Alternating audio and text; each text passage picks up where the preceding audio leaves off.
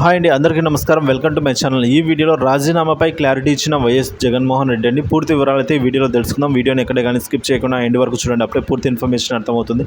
అలాగే వీడియోకి ఒక లైక్ చేయండి ఫ్రెండ్స్. వీడియోలోకి అయితే వెళ్ళిపోదాము.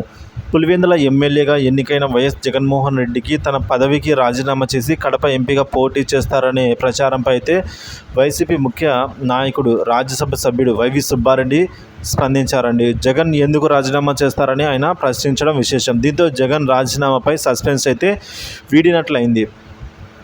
గత కొన్ని రోజులుగా జగన్ రాజీనామాపై సోషల్ మీడియాలో విస్తృతంగా ప్రచారం అయితే సాగుతోంది. ప్రతిపక్ష హోదా కూడా దక్కకపోవడంతో అసెంబ్లీకి వెళ్ళడానికి జగన్ మనసు రావడం లేదనే మాట వినిపిస్తోంది. అందుకే ఎమ్మెల్యే పదవికి రాజీనామా చేసి కడప ఎంపీగా జగన్ పోటీ చేస్తారనే ప్రచారం ఊపందుకుంది. తన తల్లిని పులివెందుల ఎమ్మెల్యేగా పోటీ చేయిస్తారని ఆయన ప్రత్యర్థులు విస్తృతంగా ప్రచారం చేస్తున్న సంగతి తెలిసిందే అండి. అయితే ఈ ప్రచారాన్ని మొగ్గ దశలోనే తుంచేయాల్సిన వైసీపీ ఆ పని చేయలేదు. అది చెట్టుగా పెరిగేంత వరకు వైసీపీ ప్రేక్షక పాత్ర పోషిస్తూ వచ్చింది. ఈ ప్రచారం వైసీపీకి రాజకీయంగా నష్టం తీసుకొస్తుందని తెలుసుకున్న తర్వాత వైసీపీ మేల్కొంది. ఈ క్రమంలో వైవి సుబ్బారెడ్డి స్పందించడం ప్రాధాన్యం సందర్శించుకుందండి.